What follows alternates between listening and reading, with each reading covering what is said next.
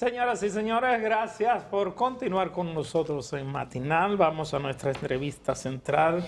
Hoy con el doctor Franklin García Fermín, ministro de Educación Superior, Ciencias y Tecnologías, MESIT. Muy buenos días, doctor. Un placer tenerle por aquí. El placer es mío. Bienvenido, doctor. Gracias. Bueno, a propósito de que ya no tenemos más medidas restrictivas, el Ministerio de Educación Superior, Ciencia y Tecnología dispuso una autorización para el regreso a las clases presenciales en las universidades. Cuéntenos un poco de esta decisión y sobre todo cuál ha sido el contexto de esta dilación de las universidades para volver a la presencialidad, cuando incluso en el sistema educativo con los niños hace tiempo que se está en la presencialidad. Así es. Bueno, nosotros como ministerio convocamos la asamblea de rectores a principio de año para discutir con ellos cómo sería el curso que se inició en todas las universidades durante el mes de enero. Y decidimos a unanimidad que iríamos a la semipresencialidad. Sí, una parte de las secciones, sobre todo las prácticas, la de laboratorios, serían presenciales o son presenciales. Y algunas teorías irían a la virtualidad. Y otras universidades decidieron lo que se conoce como el sistema híbrido, que es una parte en el aula de los alumnos y otra parte están en su casa y los alumnos están en el aula con el profesor. Ese es lo que se conoce como el sistema híbrido. INTEC lo tiene, por ejemplo, para que no haya aglomeración en el aula. Bueno, dadas las medidas que dispuso el señor presidente de la República, nosotros consultamos a los presidentes de las asociaciones de universidades y rectores y decidimos avanzar el proceso de la vuelta a la presencialidad, a la normalidad. Claro, siempre ha habido docencia virtual y siempre lo habrá. Como dijo alguien, la virtualidad llegó para quedarse. Entonces, la regla es que volvamos a la presencialidad. O sea, pero desde ya las universidades que llamen a la presencialidad. Sí, correctamente. ¿Pero por qué tardó tanto, ministro, esta decisión? Porque lo único en el país que parece tener este rezago es el retorno a las aulas universitarias, porque, insisto, las escuelas con los niños de 5 años están desde septiembre. No hay ningún sector con impedimentos de operación. ¿Dónde ha estado la resistencia para regresar a esta presencialidad? No, el cuidado. No quisimos precipitar nada. No había por qué. Porque Pero, si ministro, nosotros tuvimos que pasar de la presencialidad, que era prácticamente el 100% antes de la llegada del COVID. Le puedo poner un ejemplo, como el caso de la Universidad Autónoma de Santo Domingo, que tenía 30,000 secciones presenciales y tenía 300 secciones virtuales. Ministro, Es decir, menos del 1% era ministro, la docencia virtual. Mire. Y tuvo que pasar el 100% a la virtualidad. mire, Es decir, que mire no había los- por qué precipitarse. Esa fue la razón. pero mire, Pero los- habiendo mire lo tantos... siguiente. A propósito que usted habla de las secciones, se dice que hay un tema económico en esta resistencia a volver a la presencialidad, incluyendo la Universidad Autónoma, que parece que ha detectado buenos ahorros. No sé si buena calidad de la educación, Sí. pero sí buenos ahorros económicos. Pero también se dice que ha habido con la pandemia mucha deserción universitaria, muchos estudiantes que no han vuelto a la universidad y que las universidades tienen un problema de costo para poder operar. ¿Cuál es la información que dispone No. el gobierno de esa realidad? No, yo creo que hay mucho mito de eso, de que, mira, hay una realidad. Para enseñar a través de la virtualidad, que no quiere decir que si se cumple totalmente y el profesor tiene la capacidad para enseñar y tiene los conocimientos metodológicos para enseñar a través de la virtualidad, no quiere decir, no significa que la enseñanza sea menos efectiva. Es decir, la virtualidad es efectiva. El problema está en que el 100% de los profesores universitarios no tiene el dominio de los mecanismos de enseñar virtualmente.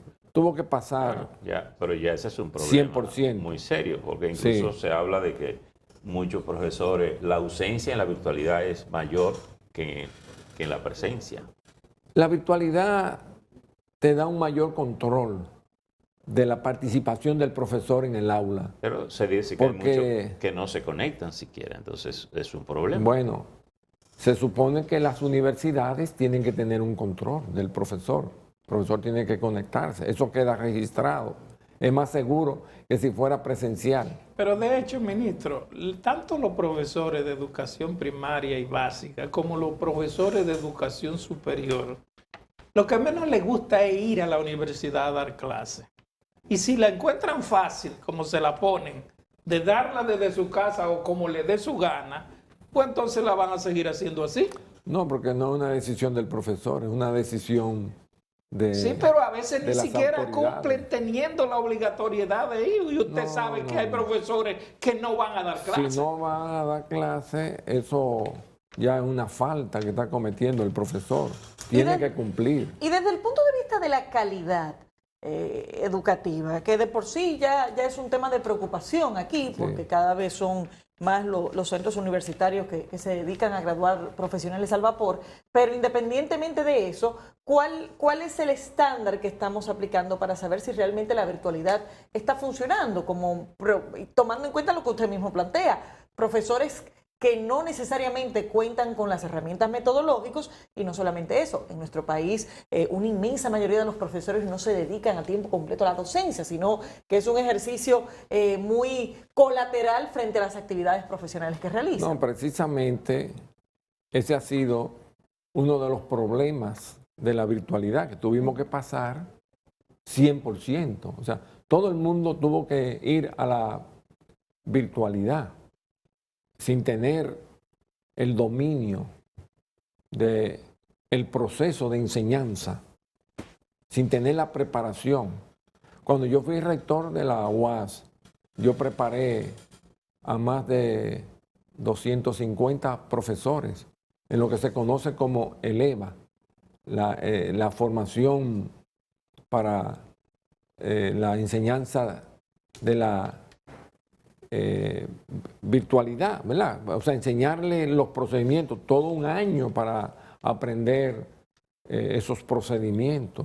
Entonces los profesores llegaron, todo, el 100% llegó a dar clases a través de la virtualidad, sin tener muchos de ellos, la mayoría, los conocimientos. Ahí está la falencia que tú señalas de que no es lo mismo Ministro, que enseñar virtualmente que presencialmente.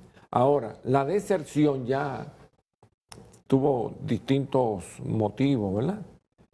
Uno de ellos fue el financiero, que muchos alumnos desertaron, perdieron sus empleos, sus padres perdieron sus empleos, y en un momento hubo universidades que la deserción llegó casi a un 40%. Otras, la de clase media alta, que no la quiero señalar, la deserción fue mínima. O sea que básicamente eso ¿Y qué demuestra... pudiera hacerse como políticas públicas para recuperar a esos estudiantes? No, ya ¿Y qué tipo el de asistencia presidente, pudiera darse? el presidente Luis Abinader dispuso, no sé si ustedes recuerdan, un bono solidario para esos jóvenes que tenían problemas financieros, problemas económicos, y esa deserción disminuyó sensiblemente. Ya al semestre siguiente había disminuido a un 26% y hoy se encuentra menos de un 20%. Ministro. Cuando la normalidad, y perdóname, es normalmente la deserción en época normal anda entre un 12 y un 14. Ministro, hay una información de este mes de febrero y fue uno de los temas que le tocaron al señor presidente cuando su visita a la FITUR en España, de una considerable cantidad de dominicanos que son becados por la MESI y que se viven quejando constantemente de que la MESI no le paga a tiempo lo que tiene que ver con la estadía, con los gastos económicos de comida, con todo ese tipo. Hay de España, de Inglaterra, de Rusia, de Francia, de Cuba.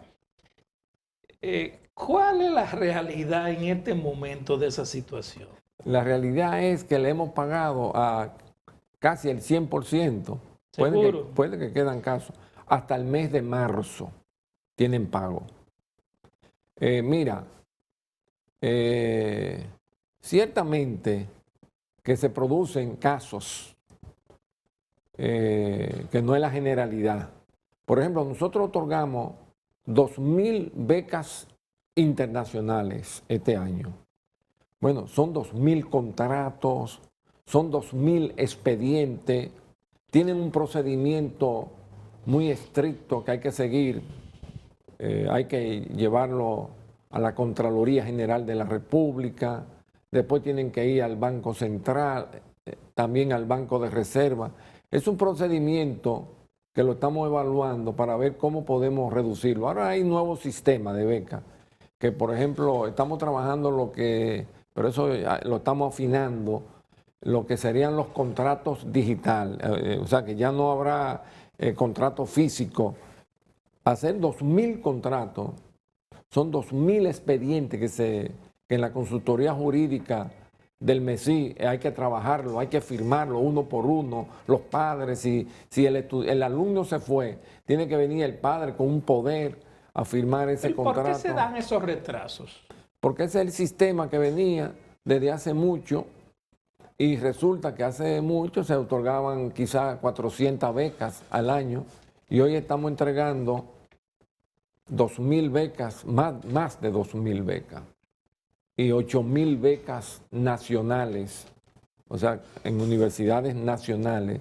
O sea, estamos hablando de 10.000 becas y eso pues muchas veces crea ciertos problemas. Ahora, ¿qué resulta? Que si faltan 10 y hay 400 o 600 en España y faltan 10, te tiran un WhatsApp por ahí y eso ya tú sabes, circula y se cree que los 600 que están en España o los 1.000 que están en España, que es donde hay más en España, no están cobrando. Mira, salió por ejemplo de Cuba. No, los cubanos todos recibieron su dinero. Se trató de 7 estudiantes que pidieron una extensión del contrato. Ya terminó, el MESI terminó su compromiso con ellos y el compromiso de ellos es regresar. Ahora, por una razón que tiene que ver con el COVID, la situación anormal que ha habido en el mundo, ellos se retrasaron y entonces el MESI, después que ellos lo solicitaron, el MESI investigó, estudió y determinó que se le debía dar la extensión, le dio la extensión, entonces por eso no han cobrado. Ahora mismo ya se está subsanando. Pero todos los becarios que están en Cuba tienen pago hasta marzo, por adelantado. Ministro, usted en esta semana, el señor presidente de la República anunció la creación de nuevas sucursales de la UAS en distintas provincias del país. Nosotros aquí decíamos, bueno, ok, está bien, que hagan las sucursales de la UAS en distintas provincias del país. Pero antes que esas sucursales, ¿no necesitaría la UAS realmente una reingeniería, algo nuevo? Porque la desorganización existente y permanente, no importa el rector, no es uno en particular, sino el sistema académico, la formación, todo lo que tiene que ver con eso. Entonces, ¿no le parece que aparte de eso, además crear un centro en cada provincia es una barbaridad? Digo yo. No, yo creo, mira, las dos cosas. Ahora, no estoy de acuerdo contigo, te respeto que tú hables y te refieras de esa manera de la Universidad Autónoma de Santo Domingo, ¿verdad? Yo te respeto, pero no estoy de acuerdo. Ahora, que necesita ser modernizada, que requiere, bueno, ahí sí estaríamos de acuerdo. Ahora, oye esto. Imagínate la UAS en Elías Piña. Elías Piña es un lugar muy lejano, ¿verdad? Se decía que ahí empieza la patria, en la frontera. Comienza y termina. Sí. La UAS en Elías Piña, eso va a tener un impacto extraordinario. Normalmente un profesional que viene a la capital de Elías Piña, que han venido muchos, y conozco yo a muchos, se quedan aquí. Si nosotros logramos que se queden allá, van a impactar, van a contribuir al desarrollo de esa comunidad en términos educativos, en términos de conocimiento, en términos de preparación, donde la UAS va, hasta la economía se Ministro, dinamiza. pero, si uno se pone a mirar en el mundo y toma las universidades referenciales que hay en el mundo, yo diría que la única universidad que tiene una sucursal en cada provincia es la dominicana. Por ejemplo, la UAS tiene Santiago, Ismao Valverde en Puerto Plata, San Juan de la Maguana en Barahona, en Nagua. Está en Higüey, creo que en Higüey. en San Pedro de en Macorís, San Pedro de Macorís, y en Atomayor. creo que Atomayor. En Atomayor se está construyendo, Y creo por que en ejemplo, una Bonao. ciudad universitaria. Y en Bonao hay una. Y en Bonao Y en también. Bonao hay una. Una ciudad universitaria. Ahí ¿no? hay 1, 2, 3, 4, 5, 6, 7, 8, 9, 10. Pero se han detenido 11, a estudiar el impacto pero- que ha tenido No, la universidad en esas ciudades, en porque- esas porque provincias. además, fíjese, el otro tema, ahí tendría que ver con la estructura de estudio. Si usted me hace abogado a mí en Elías Piña y yo quiero progresar, yo me tengo que ir de Elías Piña. No, pero mira, Si usted me hace médico, allá en no Elías vamos Piña, en allá la no vamos a universidad, crear entonces, abogados, porque entonces, no es necesario. Vamos a, aquí- a llevar a cabo La pregunta profesiones es, mire, que contribuyan al desarrollo de esa zona. la ¿Pero se pregunta- necesitan profesiones o se necesitan carreras técnicas? carreras. Pero si vamos a ambas. hablar, por ejemplo, de Elías Ambas. Piña, estaríamos hablando de agronomía, ciencias agrícolas, Sí, agricultura, claro. todo ese tipo de cosas. Pero eso no es lo que ocurre. Pero eso puede no ser es lo que veterinaria ocurre. también. Sí. Es decir, lo que quiere decir Derecho es, no, derecho esa no es inversión, porque obviamente uno no está en desacuerdo que haya más inversión en el asunto. La pregunta es si estamos haciendo. Es más, y lo digo porque fui un crítico de la iniciativa del presidente Fernández de hacer todas esas extensiones en esa universidad. Y a la universidad, porque generar ese costo en una estructura implica un problema para la universidad. Y usted fue rector. Pero eso es una inversión que va a contribuir. Tú puedes estar seguro que eso contribuye enormemente. Esas ciudades donde está la UAS han cambiado. Entonces nosotros inventamos aquí que una universidad regada por todo el país es la solución. No es la Porque panacea. porque yo pero no es, encontraría una sucursal de la Sorbona en cada no, pero la provincia situación de ahora. París y O de en Francia Estados es Unidos distinta. no encontraría. Pero ¿cuántas universidades tiene España? ¿Cuántas universidades tiene Francia? Pero aquí hay muchísimas. Tienen cientos de universidades Yo diría que esparcidas aquí- por toda. yo diría que por aquí toda- hay- Ahora nosotros no nos podemos comparar Pero yo diría que con Francia ni con España. En la media, posiblemente per cápita nosotros somos un país con más universidades que muchos de los países desarrollados. No, Porque nosotros no somos creo, no. apenas 10 Nosotros millones de tenemos, personas. claro, tenemos 52 universidades. Con 10 millones de Se personas. podrían ver que son muchas, pero no lo es. O sea, 52 universidades para permite 10 millones de que personas. florezcan universidades, claro que deben estar controladas, deben tener, y para eso está el Ministerio de Educación Superior. Por ejemplo, ahora mismo estamos en un proceso de evaluación, que es el proceso de evaluación quinquenal. Las 52 universidades tienen que someterse a un proceso de evaluación y posteriormente, cuando se localicen deficiencias y fortalezas, entonces tienen que entrar a un proceso de fortalecimiento de esas debilidades que pueden resultar de esa evaluación que le está haciendo el MESI. Pero hemos cambiado la calidad por cantidad de centros No, universitarios. la calidad, mira, la calidad es innegociable. La calidad es fundamental. Tenemos que trabajar la calidad constantemente. Y por ello las universidades están sometidas constantemente a una evaluación por el sistema. Pero al día de hoy rector. esa evaluación es suficiente porque los profesionales que salen de muchas de estas universidades están ahí y se ve en el día a día las deficiencias. Bueno, de hecho, en algo tan básico para un país como el sistema educativo, resulta que para el concurso de oposición que realiza el Ministerio de Educación tenemos a todos los aspirantes quemados. Entonces, ¿qué está pasando con el tema de la calidad educativa frente a esta ampliación cuantitativa que no parece ir creciendo en la misma Es proporción? un proceso. Es un proceso, no es un decreto. Las universidades han venido mejorando sustancialmente. Si tú la comparas de hace 20 años, te vas a dar cuenta que la diferencia es grande. En Habían algunos casos no. universidades que no tenían bibliotecas.